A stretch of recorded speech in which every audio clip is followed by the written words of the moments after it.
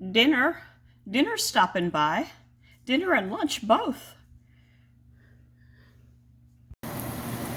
Good morning, everybody. It's bacon and eggs day here. One of the kids is frying eggs in bacon fat, which reminds me of the 70s commercial. What's our little one doing today? Oh, wait, you had to be there. It was a Wesson Oil commercial. Yummy, yummy, yummy. Now, where's mine? I had cinnamon toast and coffee.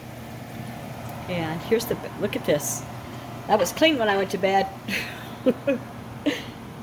Also, there's bacon. Oh, wait, I'm trying not to make you dizzy. Let's go this way. Ooh, oh, this is a brioche roll, I think. No, it's called a pub roll. Let me show you.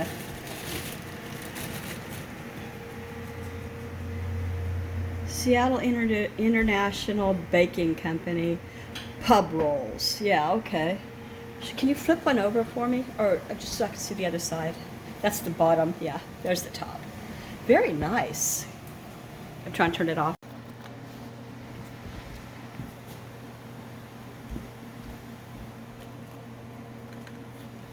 All right. And so there's going to be bacon grease on it. Oh yeah, because of this. I was saying, what are you going to use, like mayonnaise or whatever? It's just going to use the, bacon grease and eggs as the mayonnaise or lube or whatever. Anyway, what kind of bacon do we use here today, kiddo? Hills family owned and operated company. Thick sliced smoked bacon ranch style. Made in Pendleton, Oregon. Yummy, yummy. It's good stuff. Here's the finished product. I kind of want one now too, but not really. If you're new to the channel, welcome to my channel. My name is Kendra, and I have a sous chef here making breakfast. I had a piece of bacon, and it is very good.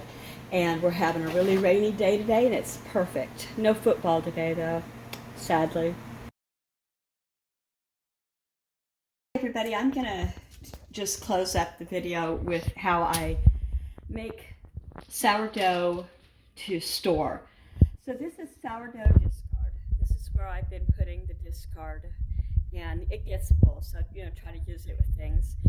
Now you can also dehydrate it, and if you dehydrate it, it takes up a lot less room, it's a lot less heavy and all that. If you have discard in your refrigerator, you want to make sure that there's no brownish liquid on the top. That's called hooch, and that's alcohol. And that is what this discard will make when it's hungry. In fact, it's supposedly starving to death. So I fed this last night. It didn't have much, but I could tell there was a different smell. So I'm going to stir it up, knock all the bubbles out of it, give it a talking to. This is real thick, and that's what you want. You want it thick. The reason it's thick is because I fed it last night. So, your usual discard is much thinner. All right. So you put it on some parchment paper, if you have parchment paper. I don't know what you're going to put it on if you don't. And you're going to want to spread it out as thin as you can get it on your parchment. And you'll just keep doing this and this and this. The thinner you get it, the better, because if you leave a lot of thick parts, it's not going to dehydrate as nicely as your other parts that are thin. You'll have darker spots in it, and that means it didn't dehydrate as well. You want it to be good and dehydrated. Now, I did this ahead of time, and I will show you what I have. I use a Cosori a Cosori dehydrator, and my lowest temp that I'm able to get with it is 95. You can go 75, 85. You can do this at room temperature in the summer. You cannot do this at room temperature in Washington State because it stays wet outside for the winter. You can do it in the summer. Just can't do it in the winter at room temperature. It rains here a lot. It's just very, very humid. Now, as thin as you can get it, remember. So if you want to keep playing with it, you keep playing with it. I'll show you what I've got here. This is my Cosori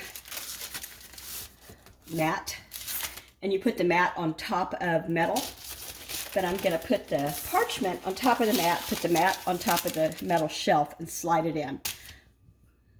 So there it is at 95 degrees, and it says 12 hours because that's just what it sets at automatically if you don't set it. And I'll let it go, and I'll check it and see when it's dry. I'll stop it. Okay, here's what it looks when it's dry. Oh, my hands are, I have to stop. Okay, here's the stuff that I had in before, and this is what it's going to end up looking like. It kind of bubbles up, pops up, and becomes crispy. Let me see if you can hear this. That's how crispy you want it.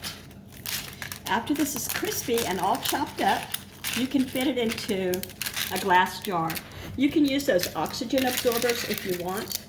I don't think there's any need for it because you just don't have to. This will last indefinitely. There are stories of this lasting and being found and used to bake in the Egyptian pyramids. Oops, that dog is about to have some discard.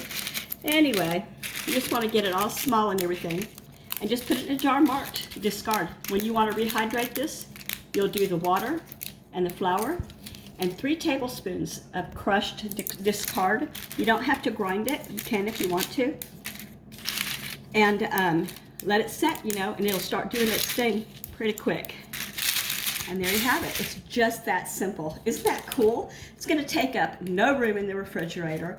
It's very, very light in weight. You can also mail this to your best friends, your sisters, pass it along to people at your, you know, church or whatever. You can give it to anybody you want and teach them how to never not have bread again.